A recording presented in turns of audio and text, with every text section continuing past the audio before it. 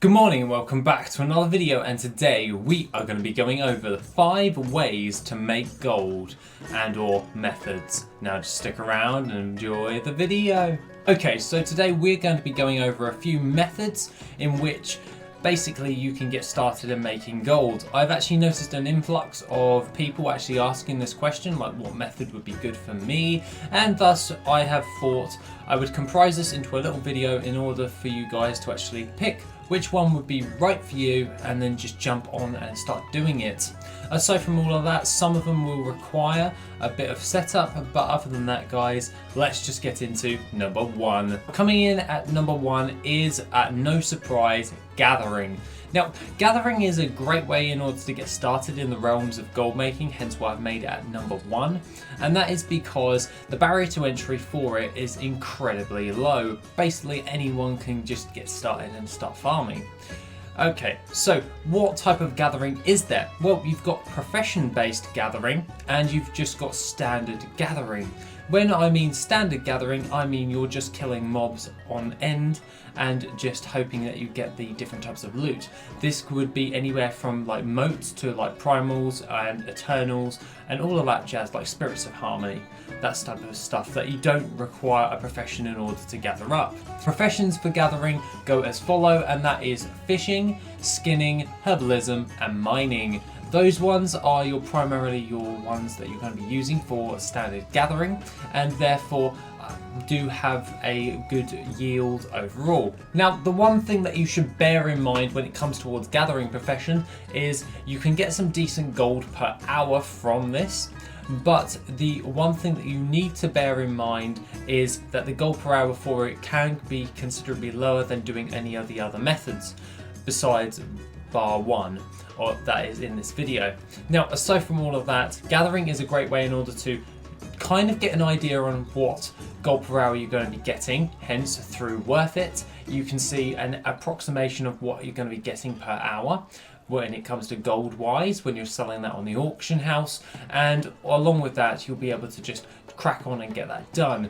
Now, the thing that I would actually recommend, and this is what I usually recommend for most people getting into gold making, and that is just start by learning one profession and just start being a master at that. So i.e. skinning, you're going to want to like get good at doing your skinning and how to utilize it effectively. This would be going along the lines of going and farming up exotic leather on the Isle of Giants, and then also doing like coarse leather farming or dredge leather farming.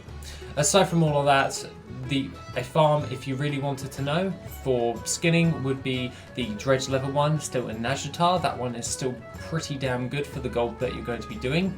The only thing you may want to consider is ranking up, but other than that, that is something that you can do as and when you get into the groove of doing your profession. Now, the easiest gathering profession for you to actually do is by far fishing, because you're staying static the majority of the time and you're just fishing in one area. But the gold per hour does reflect this. You will make considerably less. If you go with something like herbalism or mining, then you're obviously going to get a better yield because you're constantly active trying to do all that jazz.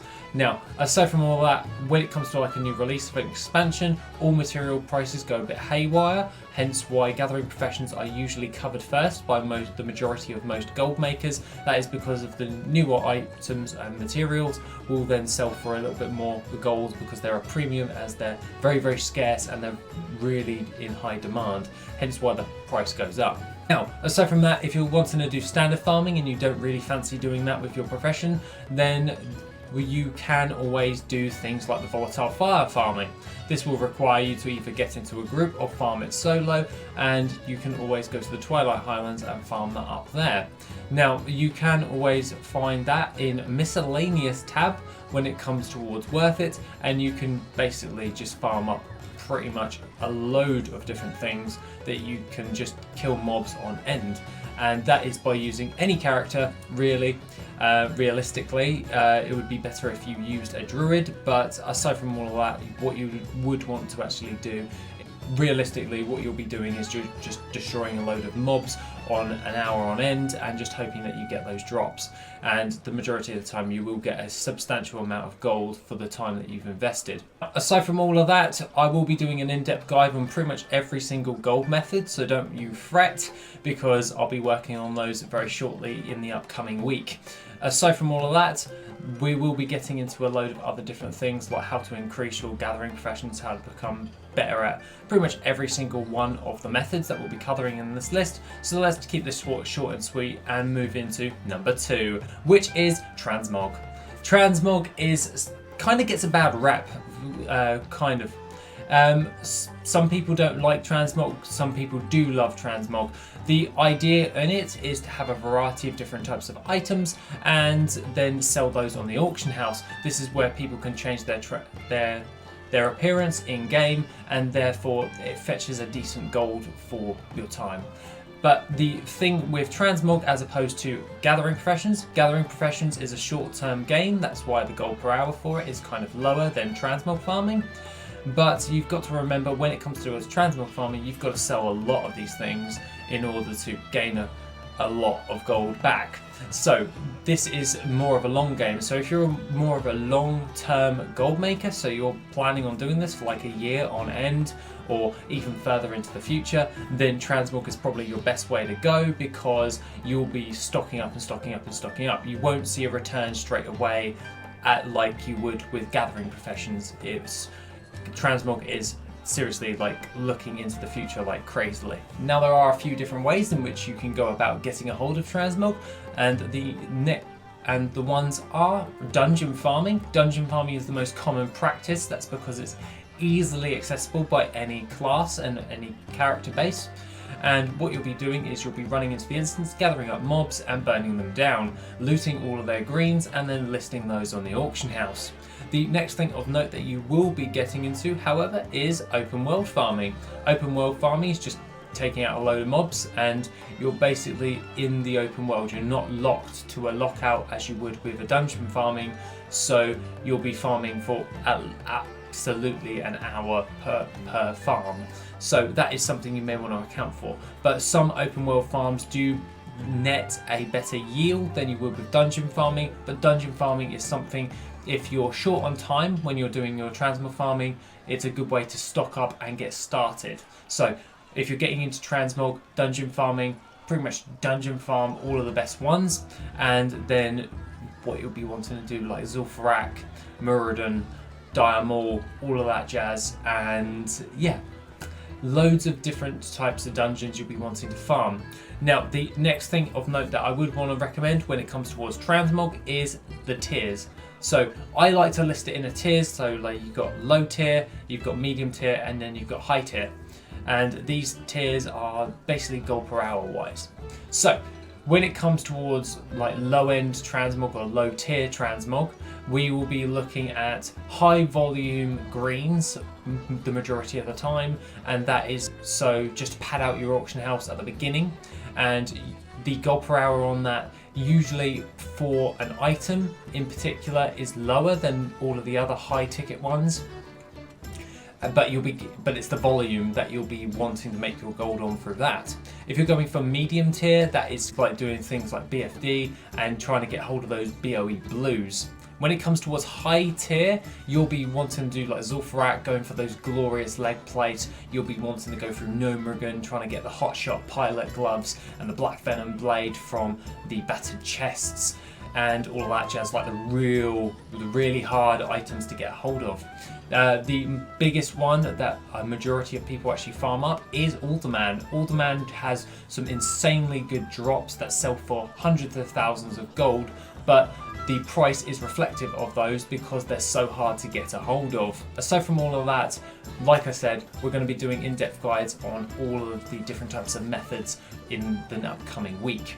That being the case, let's move on to number 3, which is flipping. Now, flipping is a fairly good one to do, but the only barrier to entry for this is you're going to have to need some upfront gold. This is where the first 2 methods could have come in handy. Majority of the time, if you wanted to get into flipping, I would highly recommend just doing gathering professions till you've got at least 100,000 gold.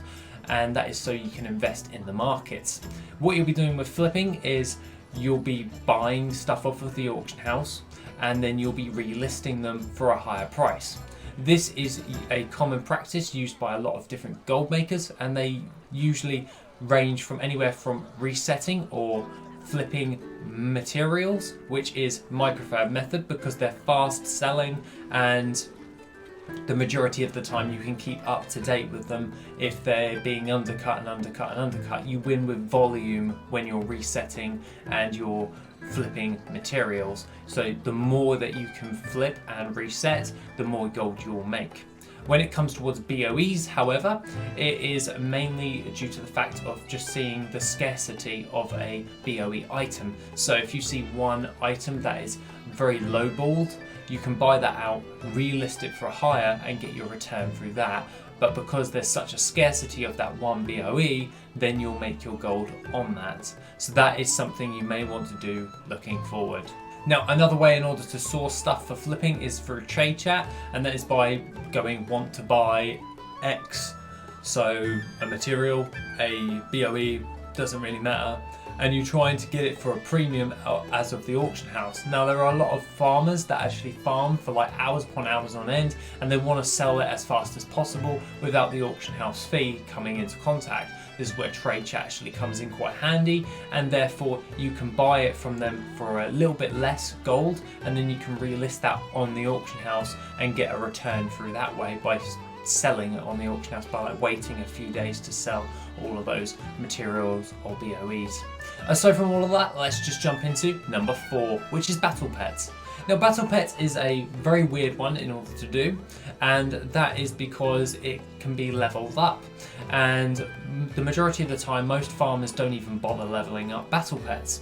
The ways in which you can actually source battle pets is 3 common ways, and that is rare farming, so you're farming a rare in the open world or a dungeon.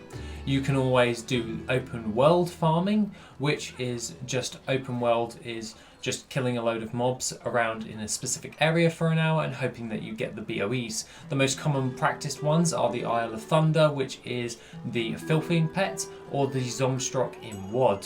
There are other different types of ones, such as the ones in the Timeless Isles, and you can do that as well. But that one borderlines onto just pure rare farming, because they drop from a load of rares. Other one of note that you can always do is raid farming, and that one is a very, very, very big common practice, and that is by going into a dungeon or raid and then destroying any of the bosses in there and hoping that you get the battle pet drop. Now, the one thing that you may want to consider is when you're actually doing this is by looking up online, seeing which one's the most competitive of pets and going to go farm that, and then leveling them up from level 1 to 25 and then selling those. People will be happy to pay a premium for a leveled pet at 25 that is competitive and is used quite frequently in pet battles. They usually pay that premium because they don't want to wait to level up that pet overall. So that is something you can do moving forward. Now, coming in last on our list is raw gold farming. Now, raw gold farming is not dead, much to the dismay of a few people who are not too happy about all of the nerfs that have happened to raw gold, so we'll briefly touch on that right now. Now, WoD farming has been, like raid farming in particular, has been nerfed, obviously, and the Atoll Desire farm in BFA has been nerfed as well. Now, there are still some raw gold farms that are out there, but the basic method of raw gold farming is you go to a specific area or raid or dungeon, you farm that for an hour, and then you vendor all of those materials into the vendor, and you get that raw gold in your bags. Now, bear in mind that the gold per hour for raw gold farming is a bit less than material or transmog farming in general, but you've got to remember that the raw gold is in your bags at the end of that farm, as opposed to selling it on the auction house and hoping you get the sale. So most people who want a specific or want a certain amount in their bags at the end of the hour, instead of trying to sell it, this may be an option for you if you're getting into gold making. Aside from all of that, there are a few different content creators that specifically focus on raw gold farming. Those people are Comlet. He's very hot on it at the moment, trying to find loads of raw gold farms, so I'd highly recommend checking him out at the moment. You've also got Student posting a few videos on raw gold farming. I would suggest checking those ones out. And also Kraken Latte has been doing quite a few raw gold farms as well, and just updates towards raw gold in general. So if you wanted to get certain amounts in your bag, this is definitely a method for you. Other than that, guys, that is pretty much 5 ways or 5 methods into gold making. Have an awesome rest of the day, and I shall see you in the next video, which will be tomorrow. If you want to support the channel and help make the channel even better, then why not check out the Patreon? Members get additional info, gold making resources, and Patreon specific content. The link is located in the description down below. Thank you and have an awesome day.